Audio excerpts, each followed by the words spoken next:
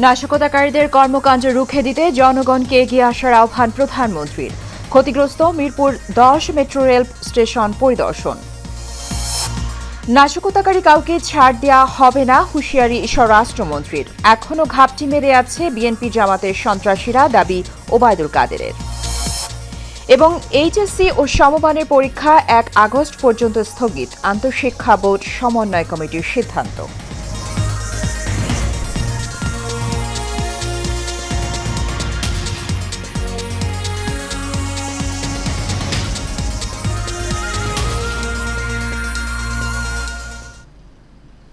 স্বাগত এশিয়ান নিউজে। দর্শক, পুরো সংবাদ জুড়ে সাথে আছি সুবর্ণা গোলন্দাজ। শুনছিলেন বিআরবি কেবল ইন্ডাস্ট্রিজ লিমিটেড সংবাদ শিরোনাম। যারা মেট্রো রেল সহ বিভিন্ন রাষ্ট্রীয় স্থাপনায় নাশকতা ও তাণ্ডব চালিয়েছে তাদের বিরুদ্ধে রুখে দাঁড়ানোর আহ্বান জানিয়েছেন প্রধানমন্ত্রী শেখ হাসিনা। সকালে নাশকতায় ক্ষতিগ্রস্ত মিরপুর 10 নম্বরের মেট্রো রেল স্টেশন পরিদর্শনে গিয়ে এসব কথা বলেন প্রধানমন্ত্রী। দেশের মানুষই এমন ক্ষতি করেছে তা নিজেও বিশ্বাস করতে পারছেন না বলেও জানান সরকার প্রধান। আরও জানাচ্ছেন লাবণ্য ভূঁইয়া। গত 19 জুলাইয়ের নাশকতায় অনির্দিষ্টকালের জন্য বন্ধ হয়ে যায় যানজটের নগরীর স্বস্তিদায়ক গণপরিবহন মেট্রো রেল। রাষ্ট্রীয় অন্যান্য স্থাপনার মতো ধ্বংসযজ্ঞ থেকে রেহাই পায়নি মেট্রো রেলও। মিরপুর 10 আর কাজীপাড়ার স্টেশনে চালানো হয় ভাঙচুর। নাশকতায় ক্ষতিগ্রস্ত মিরপুর 10 নম্বর মেট্রো রেল স্টেশন পরিদর্শন করেন প্রধানমন্ত্রী শেখ হাসিনা। এ সময় তিনি বলেন, যে কয়টি স্থাপনা বিশ্বে দেশের ভাবমূর্তি উজ্জ্বল করেছে আর জনজীবনে স্বস্তি এনেছে, সেখানেই হামলা চালিয়েছে দুষ্কৃতকারীরা। দিনের পর ঘন্টার পর ঘন্টা ট্রাফিক জ্যামে আটকা পড়ে থাকার যে যন্ত্রণা, সেই যন্ত্রণা থেকে মুক্তি পেয়েছিলেন। ঘরে ফিরে সময়ের আগে ঘরে ফেরার একটা সুযোগ ছিল এবং তখন বেশ কিছু সময় পেতেন পরিবারের সঙ্গে বসে অন্তত কিছু সময় কাটাতে। এই মেট্রো রেলের উপর এত আক্রমণ কেন, এটাই আমার প্রশ্ন। মেট্রো রেলের উপরে এত আক্রোশ কেন, এমন প্রশ্ন তুলে শেখ হাসিনা বলেন, এটি বিশ্বাস করা কঠিন, দেশের মানুষই দেশের এমন ক্ষতি করেছে। আমাদের এটা ছিল সবথেকে আধুনিক, প্রযুক্তি সম্পন্ন এবং অত্যন্ত সুন্দর দৃশ্যমান একটা মেট্রো রেল আমরা করেছিলাম। কিন্তু আজকে যে ভয়াবহ ধ্বংসের চিত্র দেখলাম, এটা বিশ্বাস হতে চায় না যে এদেশের মানুষেরা করতে পারে, কিন্তু সেই কাজই করেছে। সরকার প্রধান বলেন, শিক্ষার্থীদের আন্দোলনের সুযোগ নিয়ে সন্ত্রাসীরা নাশকতা চালিয়েছে। আর এরই সুযোগ নিয়ে সেই 17 জুলাই থেকে যেভাবে ধ্বংসাত্মক কার্যকলাপ শুরু হলো, যে দাবি তারা করেছিল সমস্ত দাবি শুধু মানা না, তার থেকে বেশি আমরা দিয়েছি, হাইকোর্টে দিয়ে দিয়েছে। তারপরেও কিন্তু এখন থামেনি। কেন থামেনি? আমি দেশবাসীর কাছে সেটাই আমি বিচার চাই। যারা এমন ক্ষতি করেছে তাদের বিরুদ্ধে দেশবাসীকেই রুখে দাঁড়াতে হবে বলে জানান প্রধানমন্ত্রী শেখ হাসিনা। সেই চলাফেরার পথ যারা রুদ্ধ করে দিল, তাদের বিচার এদেশের জনগণকেই করতে হবে। আমি সেটাই চেয়ে যাচ্ছি। আমি এর নিন্দা করার ভাষা পাচ্ছি না।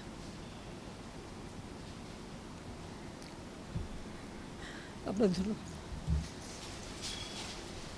উন্নত বিশ্বের সাথে তাল মিলিয়ে বাংলাদেশ যখন এগিয়ে যাচ্ছিল, ঠিক সেই সময় একের পর এক হামলা থমকে গিয়েছে বাংলাদেশের মানুষ। কোটা আন্দোলনের নামে দুর্বৃত্তদের হামলায় ক্ষতিগ্রস্ত হয়েছে স্বপ্নের মেট্রো রেল। এমন দগদগে ক্ষত বহুদিন বয়ে বেড়াতে হবে বাংলাদেশের মানুষকে। Labonno Bhuiyan, Asian television, metro rail, Dhaka. স্বরাষ্ট্রমন্ত্রী আসাদুজ্জামান খান বলেছেন, অগ্নিসন্ত্রাস, ভাঙচুর ও লুটপাটের সঙ্গে জড়িত কাউকে ছাড় দেয়া হবে না। রংপুর শিল্পকলা একাডেমি মিলনায়তনে আইনশৃঙ্খলা বাহিনীর সঙ্গে মতবিনিময় সভায় তিনি এমন হুঁশিয়ারি দেন। মন্ত্রী বলেন, নাশকতাকারী সকলকেই চিহ্নিত করে বিচারের আওতায় আনা হবে, কাউকেই ছাড় দেয়া হবে না।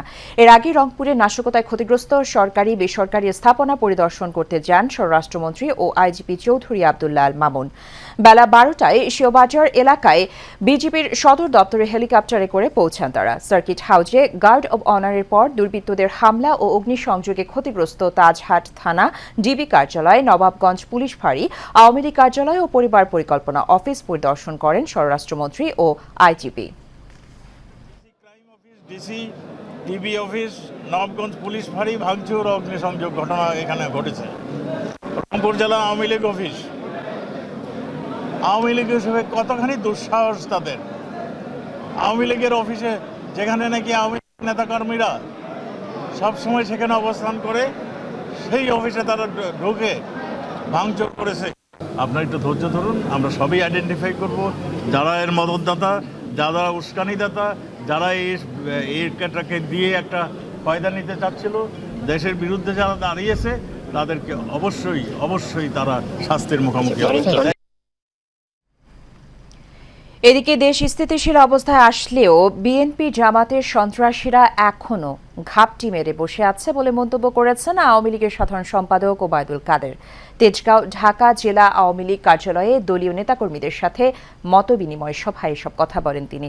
বিএনপি জামাতের ষড়যন্ত্র মোকাবেলা করতে আওয়ামী লীগ প্রস্তুত আছে বলেও হুঁশিয়ারি দেন আওয়ামী লীগ সাধারণ সম্পাদক। বিস্তারিত নূর মোহাম্মদ ভূঁইয়ার রিপোর্টে।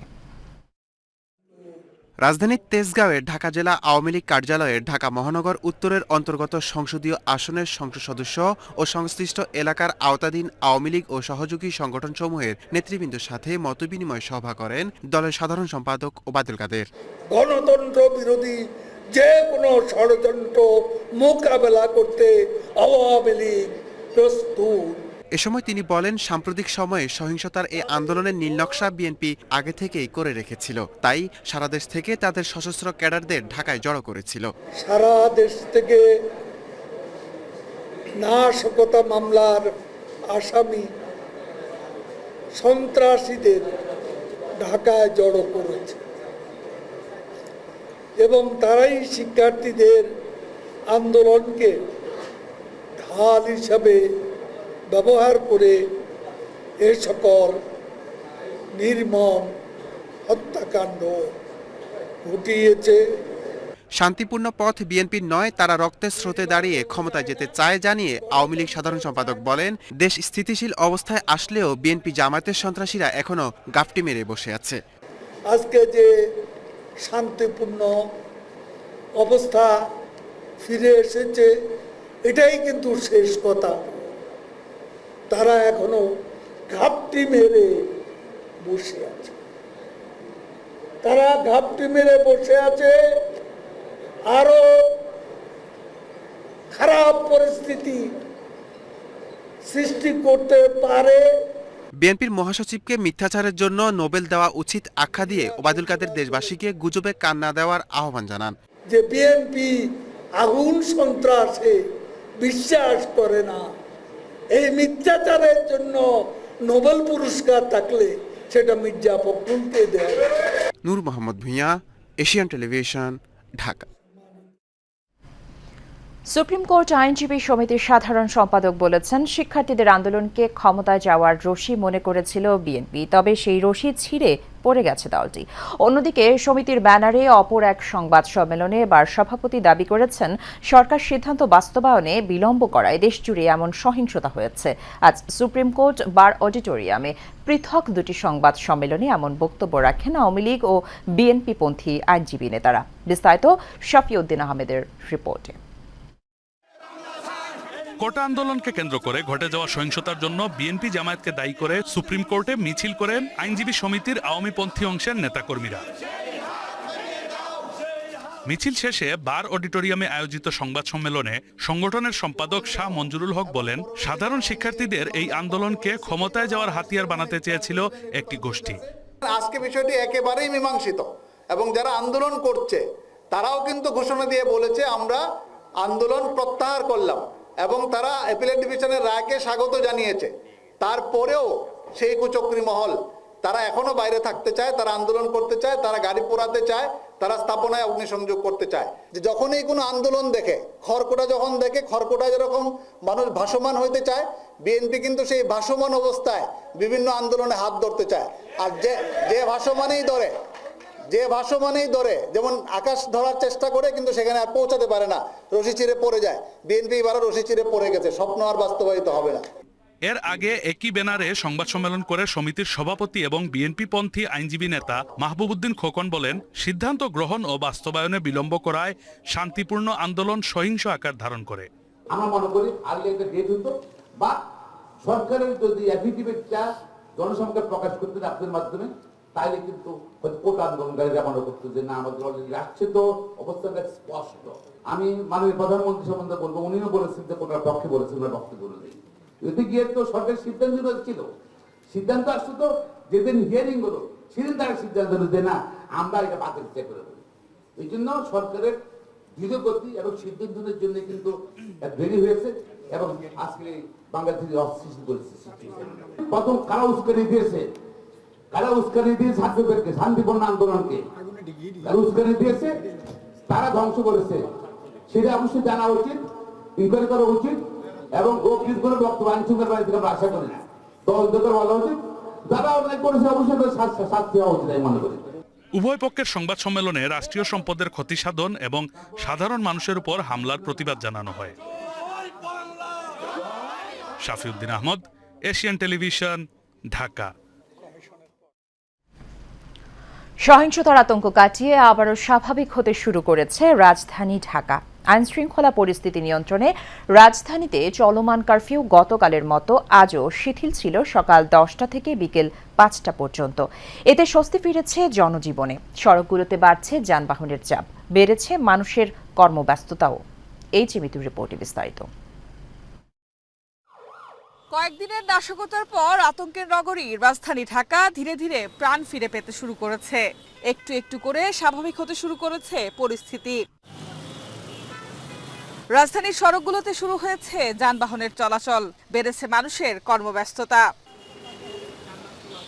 বিভিন্ন শ্রেণী পেশার কর্মজীবীরা জানান, সহিংসতার কারণে এই কয়েকদিন নিরাপত্তাহীনতায় থাকলেও এখন পথে কোনো সমস্যা হয়নি। তবে গণপরিবহনের সংখ্যা কম থাকায় ভোগান্তিতে পড়তে হয়েছে। মানুষের ভোগান্তি চরম। আমি এখন এখান থেকে গুলশানে যাব, এখন এখানে আদৌ কতক্ষণ পরে গাড়ি পাবো কি পাবো না এটা আসলে কোনো নিশ্চয়তা নেই, রাস্তা পুরো ফাঁকা। বাস সংখ্যা একটু কম, লোকজনের ভিড় আজকে একটু কম, গতকাল অনেকটা বেশি ছিল। গতকালকে তুলনায় আজকে একটু জ্যাম কম, গতকালকে আমাদের অফিসে আসতে প্রায় 1টা বেজে গেছিল আর কি। এখন সবকিছু স্বাভাবিক মনে হচ্ছে। এদিকে অপ্রীতিকর ঘটনা এড়াতে নগর জুড়ে কঠোর অবস্থানে রয়েছে সেনাবাহিনী ও আইন শৃঙ্খলা রক্ষাকারী বাহিনীর সদস্যরা। Mitu, Asian television, Dhaka. চলতি বছরের এইচএসসি ও সমমানের পরীক্ষা 1 আগস্ট পর্যন্ত স্থগিত করা হয়েছে। স্থগিত হওয়া এসব পরীক্ষার সূচি পরবর্তীতে জানানো হবে বলে জানিয়েছে আন্তঃশিক্ষা বোর্ড সমন্বয় কমিটির সভাপতি ও ঢাকা শিক্ষা বোর্ডের চেয়ারম্যান অধ্যাপক তপন কুমার সরকার। আজ আন্তঃশিক্ষা বোর্ড সমন্বয় কমিটির সভা শেষে তিনি এসব কথা জানান। তিনি বলেন, আগামী 28, 29 ও 31 জুলাই এবং 1 আগস্টের এইচএসসি ও সমমানের পরীক্ষা স্থগিত করা হয়েছে। এ নিয়ে চলমান এইচএসসি পরীক্ষার 8টি পরীক্ষা স্থগিত করা হলো। দেশের উদ্ভূত পরিস্থিতিতে পরীক্ষার্থীদের নিরাপত্তার কথা চিন্তা করে এই সিদ্ধান্ত নেওয়া হয়েছে। গত 30 জুন থেকে সিলেট বোর্ড ছাড়া সারা দেশে এইচএসসি ও সমমানের পরীক্ষা শুরু হয়। তবে বন্যার কারণে সিলেট বোর্ডের পরীক্ষা শুরু হয় 9 জুলাই।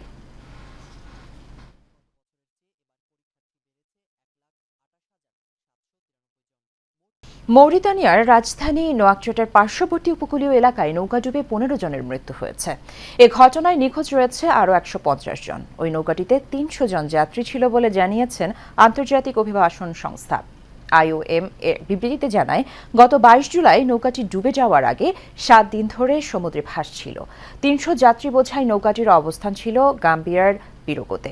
জাতিসংঘ অভিবাসন সংস্থা জানিয়েছে, মৌরিতানিয়ার কোস্টগার্ড 120 জনকে জীবিত অবস্থায় উদ্ধার করেছে। নিখোঁজদের উদ্ধারে চেষ্টা চালাচ্ছে তারা। আফ্রিকার বিভিন্ন দেশের মানুষ ইউরোপে উন্নত জীবনের আশায় পাড়ি জমাতে পশ্চিম আফ্রিকার উপকূল থেকে ক্যানারি দ্বীপপুঞ্জ আটলান্টিক মাইগ্রেশন রুটে সমুদ্রের পথে পাড়ি জমায়। গত 5 মাসে এ পথে সমুদ্রে পাড়ি দিতে গিয়ে 5000 মানুষ প্রাণ হারিয়েছে।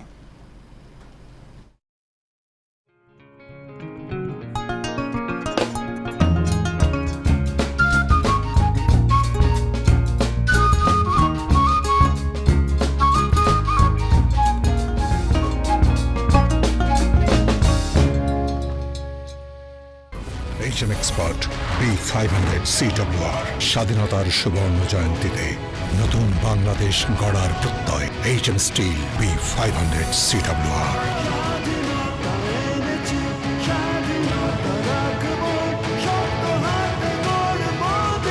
HM Steel। এবার HM স্টিল চট্টগ্রাম সংবাদ। চট্টগ্রাম নগরীর পোশাক কারখানাগুলোতে চালু হওয়ার পর সেগুলোতে নিরাপত্তার কাজ করছে ইন্ডাস্ট্রিয়াল পুলিশ। গত কয়েকদিনের নৈরাজ্যের কারণে পোশাক কারখানা সহ বিভিন্ন কারখানা বন্ধ হয়ে যায়। গতকাল থেকে সব কারখানা এবং বিভিন্ন প্রতিষ্ঠান পুরোজমে চালু হয়েছে। গতকাল বিকেলেই নগরীর কালুরঘাট এলাকায় পোশাক কারখানা সহ বিভিন্ন কারখানা পরিদর্শন করেন ইন্ডাস্ট্রিয়াল পুলিশের অতিরিক্ত ডিআইজি মোহাম্মদ সুলাইমান। এ সময় তিনি বলেন, চট্টগ্রাম শিল্প পুলিশের পক্ষ থেকে 450 সদস্য সার্বিক নিরাপত্তায় কাজ করছে। শেষ করব এশিয়ান নিউজ। তার আগে বিআরবি কেবল ইন্ডাস্ট্রিজ লিমিটেড সংবাদ শিরোনামগুলো জানিয়ে দেব আরও একবার।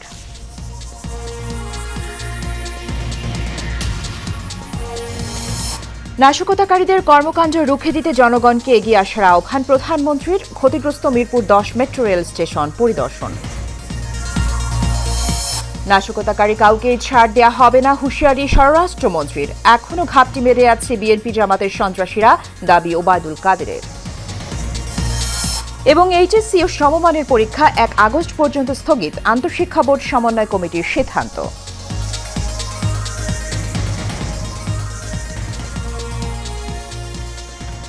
এশিয়ান নিউজ এ পর্যন্তই। আমাদের পরবর্তী সংবাদ দেখার আমন্ত্রণ রইল। ধন্যবাদ সাথে থাকার